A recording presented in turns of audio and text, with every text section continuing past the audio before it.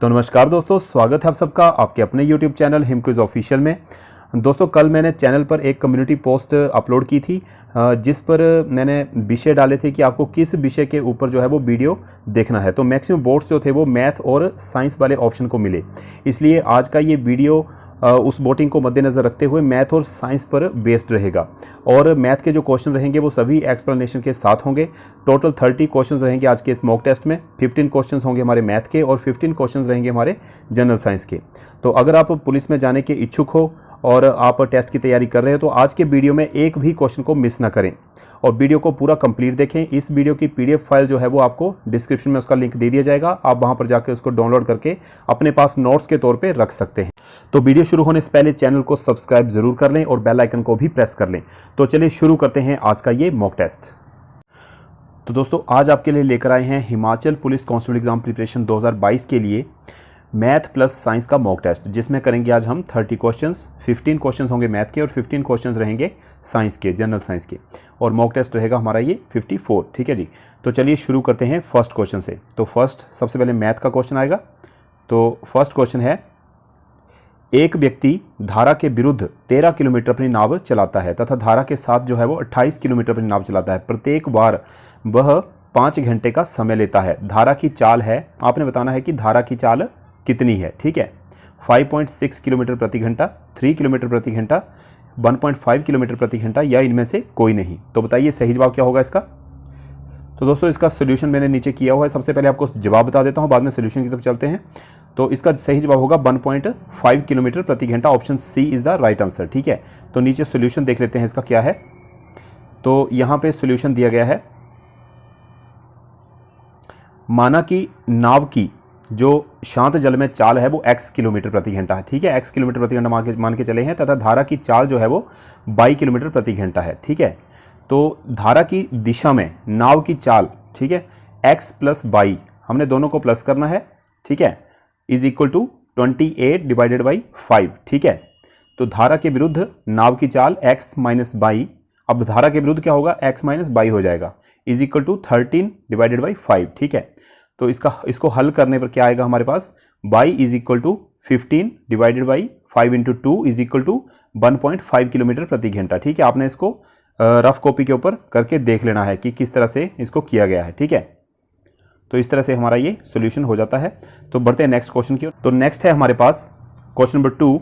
एक कार अपनी यात्रा के 50 किलोमीटर के प्रथम भाग को 1.5 घंटे में तय करती है। यदि वह पूरी यात्रा को 50 किलोमीटर प्रति घंटा की औसत चाल से तय करना चाहे तो 70 किलोमीटर लंबी यात्रा के दूसरे भाग को तय करने में कितना समय लगेगा, बताना है आपने।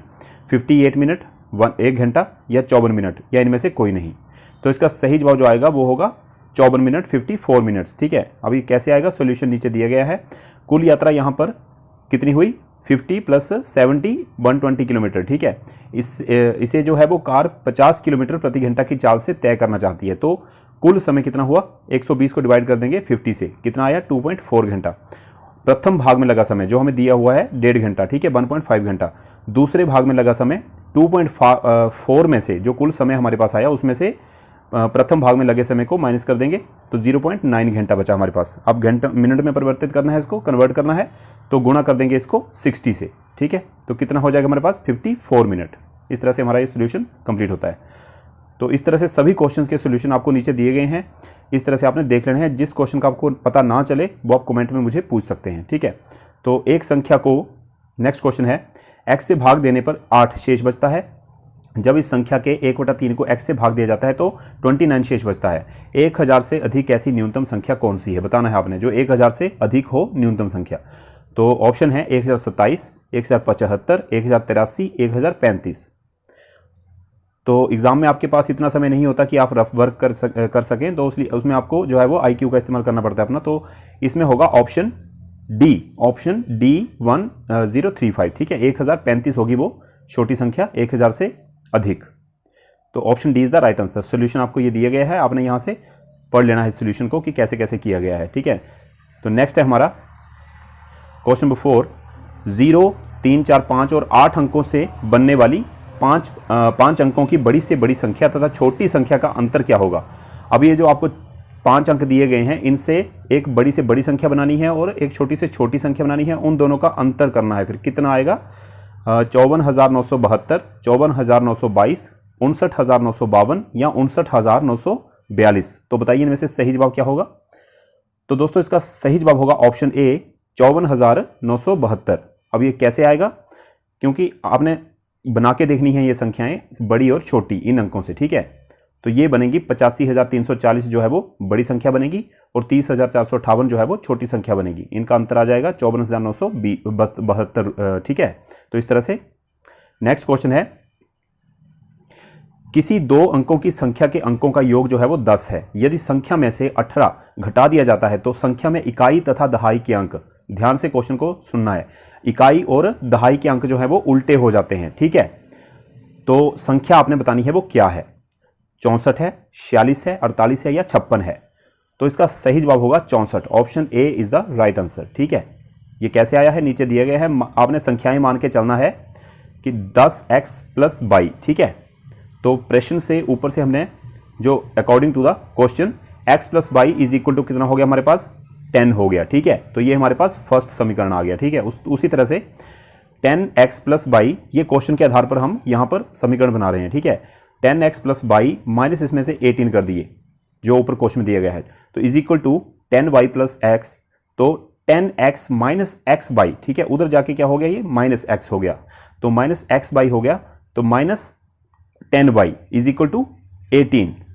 तो 9x, अब 10x में से x माइनस कर दिया तो 9x - 10y -y कर दिया तो 9y, 9x - 9y is equal to 18, और x - y कितना हो गया, इज इक्वल टू 2, 18/19। तो उसको डिवाइड कर दिया 9 से, 18 को 9 से डिवाइड कर दिया तो कितना आया 2। तो दूसरा समीकरण क्या आ गया 2, फर्स्ट समीकरण क्या आ गया 10, ठीक है। इस तरह से x + y हमारे पास आ गया 10, और हमारे पास x - y कितना आ गया 2 आ गया, ठीक है। और दोनों को हमने प्लस कर दिया तो 10 + 2 कितना हो गया 12, और x 2x हो गया, 2x हो गया, 2x इज इक्वल टू 12। तो x is equal to 12/2 is equal to 6, ठीक है। तो इस तरह से हमारा ये x का मान निकल गया।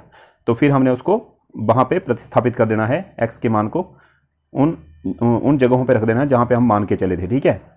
तो उस तरह से 10x + y is equal to, y हमारे पास आ गया 4, ठीक है।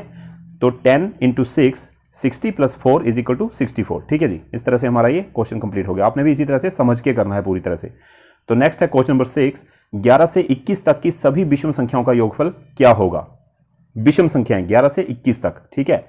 इसका भी एक आपको जो है वो फॉर्मूला बता दिया जाएगा, ताकि क्वेश्चन आपको किसी भी तरह से प्रश्न जो है वो किसी भी तरह से पेपर में आपके आ जाए, आप उस फॉर्मूले को कहीं भी अप्लाई कर सकते हैं, ठीक है।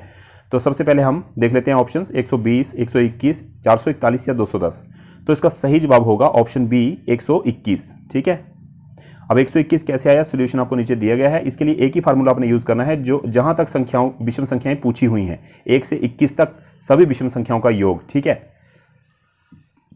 तो क्या किया यहां पे 21 तक, तो 21 उठाने हमने, इसको n मान के चलना है, ठीक है। ये नीचे फार्मूला दिया गया n + 1 डिवाइडेड बाई 2, और उसको 2 बार गुणा करना है, ठीक है। उसकी पावर 2 कर देना है, ठीक है। तो यहाँ पे 21 + 1 22 माइनस डिवाइडेड बाई 2 11, 11 पावर 2, 11 × 11 121, ठीक है। इस तरह से करना है इसको, चाहे किसी भी तरह से आ जाए क्वेश्चन, आपको ये फार्मूला सेम रहेगा। नेक्स्ट है, प्रथम 20 सम संख्याओं का योगफल क्या होगा। अब सम संख्याओं में क्या करना है, उसमें हमने क्या किया, डिवाइडेड बाई 2 कर दिया, ठीक है, और उसको 2 बार गुणा कर दिया, उसका वर्ग कर दिया, ठीक है। तो अब यहाँ पे क्या है 420, 400, 110 या 200। तो इसका सही जवाब बताइए क्या होगा। तो इसका सही जवाब होगा ऑप्शन ए 420। अब यहाँ पे कौन सा फार्मूला लगाया है इन्होंने, n × n + 1, ठीक है। जो लास्ट संख्या होगी 20, हमारे पास n मान के चलना है, तो 20 × 20 + 1 तो 21 हो गया, 20 × 21 कितना हो गया 420, ठीक है जी। तो इस तरह से हमारा ये क्वेश्चन भी कंप्लीट हो गया। तो इस तरह से ये फार्मूले आपने नोटबुक पे लिख लेने हैं। अगर किसी भी तरह से क्वेश्चन आपको आता है तो आपने वही अप्लाई करना है फार्मूला। नेक्स्ट है, किसी ग्राहक को एक मोटरसाइकिल जिसका अंकित मूल्य जो है वो 40,000 है, खरीदने के लिए 44,800 रुपये देने पड़ते हैं। मोटरसाइकिल पर बिक्री कर की दर बतानी है आपने क्या है, ठीक है। बिक्री कर की दर तो 12% है, 16% है, 6% है, इनमें से कोई नहीं। तो इसका सही जवाब होगा जो ए ऑप्शन 12%, ठीक है।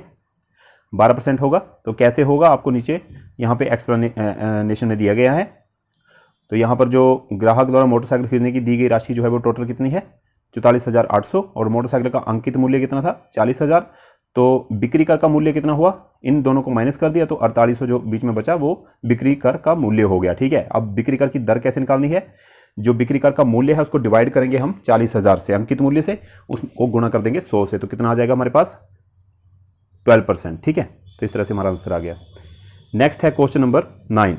विजय ने एक किताब रुपए 50 में खरीदी और उसे 55 रुपए में बेच दिया, उसे कितने प्रतिशत लाभ हुआ। इस तरह के क्वेश्चन आपको एग्जाम में जरूर आएंगे, लाभ और हानि से रिलेटेड 1 या 2 क्वेश्चन आपको जरूर आएंगे। ठीक है, तो 20%, 15%, 10% या 8%, तो बताना है इसका सही जवाब क्या होगा।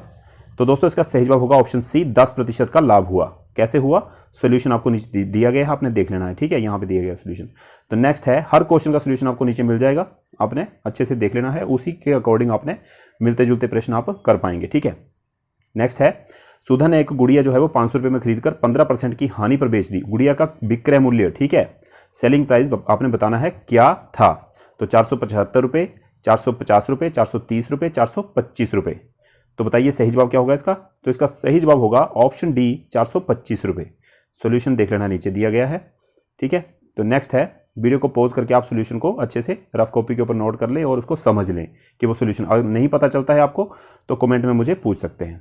नेक्स्ट है, एक पुरुष और एक लड़के ने मिलकर जो है वो 5 दिन काम किया, उन्हें कुल मिलाकर रुपए 1,000 रुपये मजदूरी प्राप्त हुई। ठीक है, 5 दिनों की। पुरुष लड़के की अपेक्षा 3 गुना कार्यकुशल है। ठीक है, 3 टाइम ज़्यादा जो है वो एफिशिएंट है वो काम करने में। ठीक है, लड़के की तुलना में। तो लड़के की दैनिक मजदूरी आपने ज्ञात करनी है, कितनी होगी, एक दिन की मजदूरी ज्ञात करनी है, उसकी कितनी है। ठीक है, यहाँ पर दी गई है 5 दिन की। तो 30 रुपये, 40 रुपये, 50 रुपये या 60 रुपये। तो दोस्तों पहले इसका सही जवाब बता दूं आपको, ऑप्शन सी 50 रुपये होगा। ठीक है, तो आगे सोल्यूशन की तरफ बढ़ते हैं। तो सोल्यूशन यहाँ पे दिया गया है आपको।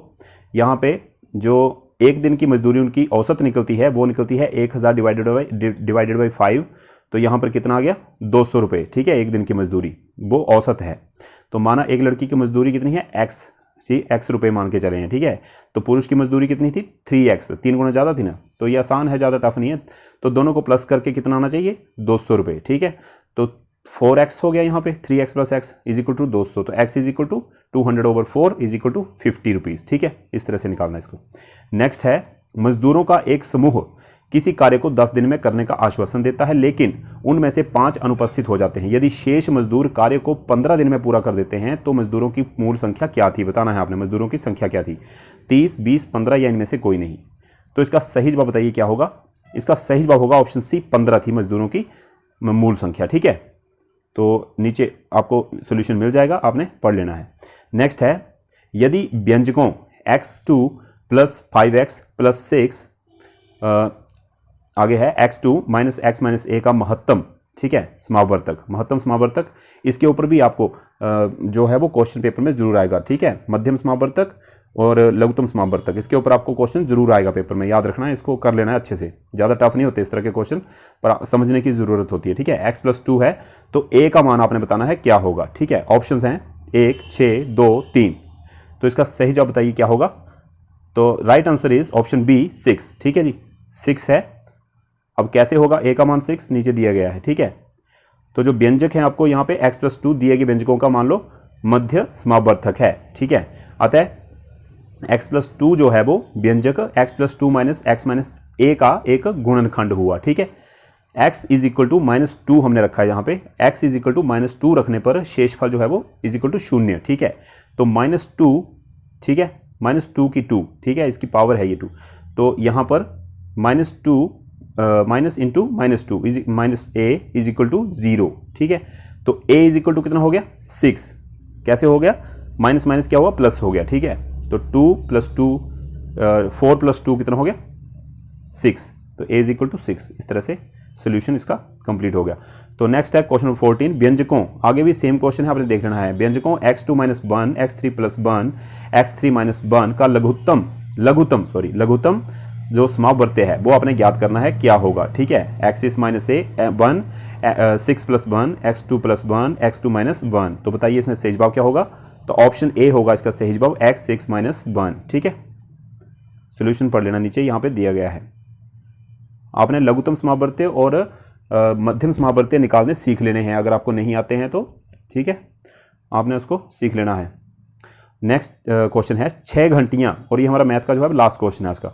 6 घंटियां जो है वो एक साथ बजना आरंभ हुई, यदि ये घंटियां क्रमशः 2, 4, 6, 8, 10 तथा 12 सेकंड के अंतराल में से बजें तो 30 मिनट में वे कितनी बार एक साथ बजेंगी। ये भी लघुत्तम समावर्तीय और मध्यम समावर्तीय के ऊपर आधारित एक प्रश्न है। आपको यहाँ पे थोड़ा मैं समझा देता हूँ कि लघुत्तम समावर्तीय किस तरह से आप निकाल सकते हैं। ठीक है, 14, 16, 15, 18, तो बताइए इसका सही जवाब क्या होगा। तो दोस्तों ऑप्शन बी 16। ठीक है, कितनी बार एक साथ बजेंगी, 16 बार, आधे घंटे में 30 मिनट में 16 बार एक साथ बजेंगी। कैसे बजेंगी नीचे आपको दिया गया है। ठीक है, तो सबसे पहले क्या है यहाँ पे 2, 4, 6, 8, 10, 12 का लघु समावर्ती आपने निकालना है इस तरह के प्रश्न में। ठीक है, अगर मध्यम दिया गया तो मध्यम निकालना है, लघु दिया तो लघु निकालना है। तो लघु मतलब छोटे से छोटा गुणनखंड, ठीक है, भाज्य संख्या का, उसे बोलते हैं लघुत्तम समावर्ती। तो यहाँ पर ये संख्याएं ले ली इन्होंने ऊपर सबसे पहले, उसके बाद उसका नीचे गुणनफल, उनका गुणनफल और डिवाइड किया गया है एक्चुअली इनको यहाँ पे। ठीक है, 6 का 3, 8 का 4 का 2, 2 का 1, ठीक है, इस तरह से 10 का 5, 12 का 6, इस तरह डिवाइड करके जो लघुत्तम समावर्ती है वो कितना आ गया यहाँ पे 120। ठीक है, तो अतः प्रत्येक 120 इनको यहाँ पे गुणा कर देते हैं तो 120 आ जाता है। ठीक है, 2 × 2 × 3 × 2 × 5। ठीक है, तो नेक्स्ट है 2 मिनट बाद इकट्ठी बजेंगी प्रत्येक 120 सेकंड। ठीक है, 2 मिनट हुए, अतः 30 मिनट में वे एक साथ बजेंगी। इज इक्वल टू 30 को डिवाइड करना है 2 से, प्लस करना है उसमें 1, तो कितना आ गया हमारे पास 16। ठीक है, तो इस तरह से 16 बार बजेंगी वो एक साथ 30 मिनट में। ठीक है, आगे हम करेंगे जनरल साइंस के क्वेश्चंस। तो जनरल साइंस में पहला क्वेश्चन है गन मेटल निम्नलिखित में से किन धातुओं की मिश्र धातु है, बताना है आपने। तांबा, टिन, एल्यूमिनियम, तांबा, टिन, लोहा, तांबा, टिन, जस्ता या लोहा, तांबा, निकल। तो यहाँ पर ऑप्शन नंबर सी जो है वो सही जवाब होगा, तांबा, टिन, जस्ता। Option C is the right answer. इनसे मिलकर जो है वो गन मेटल धातु बनती है। ठीक है, नेक्स्ट है अंडे में कौन सा विटामिन बिल्कुल भी नहीं पाया जाता। अंडे में जो है वो vitamin A, vitamin B complex, vitamin C, vitamin D, इनमें से कौन सा नहीं पाया जाता, विटामिन सी नहीं पाया जाता अंडे में, बाकी सभी पाए जाते हैं। ठीक है, नेक्स्ट है क्वेश्चन नंबर 18, चंद्रमा की बाहरी परत को, आउटर लेयर को क्या बोलते हैं, बताना है आपने। Lunar crust, lunar crater, lunar apples होगा। ठीक है, इनमें से कोई नहीं, तो यहाँ पर होगा lunar crust. Option A is the right answer. Next है क्वेश्चन नंबर 19, फिर से उपयोग में लाने योग्य दुनिया का पहला अंतरिक्ष यान जो है वो कौन सा है, स्पेस क्राफ्ट बताना है, रीयूजेबल। ठीक है, लूना 16, पायोनियर 2, बाइकिंग 2 या कोलंबिया। तो कोलंबिया जो है वो रीयूजेबल स्पेस क्राफ्ट है दुनिया का सबसे पहला। ठीक है, नेक्स्ट है हवा या बहती गैस को मापने के लिए किस यंत्र का प्रयोग किया जाता है। किसी भी तरह से क्वेश्चन आ सकता है कि बहती गैस भी हवा में ही मिलती है। ठीक है, तो बहती गैस या हवा को मापने का यंत्र बताना है, स्पीडोमीटर, एनीमोमीटर, बैरोमीटर, डायनोमीटर। तो एनीमोमीटर होगा। ठीक है, option B is the right answer. Next है 21, भारत में जन्मे ब्रिटिश वैज्ञानिक सर रोनाल्ड रॉस को किस क्षेत्र में उत्कृष्ट योगदान के लिए 1902 में नोबेल पुरस्कार जो है वो प्रदान किया गया था। ठीक है, रसायन शास्त्र में, अर्थशास्त्र में, स्वास्थ्य विज्ञान में या प्रौद्योगिकी में। तो इन्हें जो स्वास्थ्य विज्ञान में 1902 में किया गया था प्रदान नोबेल पुरस्कार। ठीक है, option C is the right answer. Next है ऊंचे पहाड़ों पर अधिक चौड़े मुंह वाले बर्तन में खाना पकाना मुश्किल क्यों हो जाता है। जो चौड़े मुंह वाले बर्तन होते हैं, वाइड माउथ्ड वेसल जो होते हैं, उनमें हाई माउंटेन्स पर खाना कुकिंग मुश्किल क्यों होती है। तो ऊंचे स्थानों पर जो है वो तापमान कम होता है, इसलिए द्रव के क्वथनांक होता है बॉइलिंग पॉइंट, ठीक है, का कम होना, या द्रव का क्वथनांक का बढ़ जाना, या क्वथनांक का कम होना, या साथ ही साथ वातावरण के तापमान का कम होना, दोनों क्रियाएं साथ में होना। तो इसका सही जवाब होगा ऑप्शन बी, द्रव के क्वथनांक, यानी लिक्विड का जो बॉइलिंग पॉइंट है वो कम हो जाता है वहां पे। ठीक है, इसलिए खाना पकाना मुश्किल हो जाता है। नेक्स्ट है माता व पिता प्रत्येक के कितने क्रोमोजोम बच्चे में जो है वो विरासत के रूप में पहुंचते हैं। तो how many chromosome from each parents are passed on to the child as an inheritance. तो बताना है आपने 21, 22, 23 या 46। तो इसका सही जवाब है ऑप्शन सी, 23 क्रोमोजोम। ठीक है, विरासत के रूप में पहुंचते हैं। तो नेक्स्ट क्वेश्चन है, और 46 जो होते हैं वो मनुष्य में टोटल पाए जाते हैं। 46 क्रोमोजोम, दो तरह से क्वेश्चन आ सकता है आपको ये।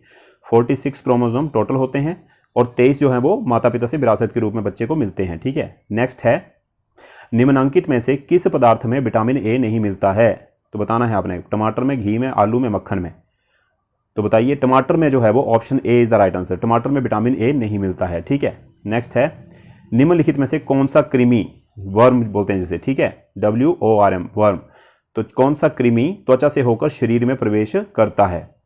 तो which of the following worms enter the body through the skin? Tapeworm, threadworm, hookworm या गिनीवर्म? तो इसका सही जवाब होगा हुकवर्म। हुकवर्म जो है वो थ्रू द स्किन एंटर करता है हमारी बॉडी में, ठीक है जी। Option C is the right answer. Next है, अंतरिक्ष में अंतरिक्ष यात्री को आकाश का रंग जो है वो कैसा दिखाई पड़ता है? ठीक है, जो अंतरिक्ष यात्री होते हैं उनको आकाश का रंग कैसा दिखाई पड़ता है? काला, सफेद, लाल या नीला? तो ब्लैक कलर दिखाई पड़ता है उनको अंतरिक्ष में, ठीक है। नेक्स्ट है plankton. Who are plankton? Plankton किसे कहते हैं? क्या होता है प्लैंकटन? सूक्ष्म जीवाणु को, सी फिश को, रेडियो सक्रिय आइसोटोप को, व्हेल मछली को, होने वाले रोग को? तो बताइए क्या होगा इसका सही जवाब? तो दोस्तों जो सूक्ष्म जीवाणु होते हैं, ठीक है, उनको बोला जाता है प्लैंकटन, ठीक है। नेक्स्ट है, निम्नलिखित में से कौन सा अंग पाचन प्रणाली का भाग है? ठीक है, which of the following organs is a part of the digestive system? बताना है आपने। पेनक्रियाज, प्रोस्टेट, पिट्यूटरी या फिर प्लेटलेट? तो पेनक्रियाज जो है वो हमारे पाचन तंत्र का एक भाग है, पाचन प्रणाली का एक भाग है। नेक्स्ट है, पौधे के किस भाग से प्रजनन होता है? रिप्रोडक्शन जो है वो प्लांट के किस भाग से होती है? कहां से होती है प्लांट में रिप्रोडक्शन? फल से, बीज से, फूल से या पत्तियों से? तो दोस्तों रिप्रोडक्शन जो होती है वो फूल से होती है हमेशा, ठीक है। फूल से ही बीज गिरते हैं नीचे, फिर से प्रोडक्शन सिस्टम जो है वो प्लांट का स्टार्ट हो जाता है। नेक्स्ट है, तड़ित चालक का आविष्कार किसने किया था? ठीक है, लाइटनिंग कंडक्टर का आविष्कार जो है वो किसने किया था? ग्राहम बेल ने, लॉर्ड लिस्टर ने, बेंजामिन फ्रैंकलिन ने या आइंस्टीन ने?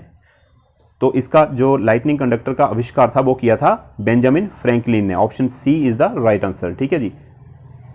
तो दोस्तों ये था आज का वीडियो। अगर वीडियो को अच्छा लगा हो तो वीडियो को लाइक ज़रूर कर दीजिएगा, क्योंकि आपका एक लाइक हमें बहुत ज़्यादा मोटिवेट करता है। और दोस्तों वीडियो को अपने दोस्तों में ज़रूर शेयर कीजिएगा ताकि वो भी हमारे साथ जुड़ सकें और अपनी नॉलेज को एनहांस कर सकें। तो चलिए मिलते हैं नई वीडियो में, तब तक के लिए ख्याल रखें अपना। जय हिंद, जय भारत।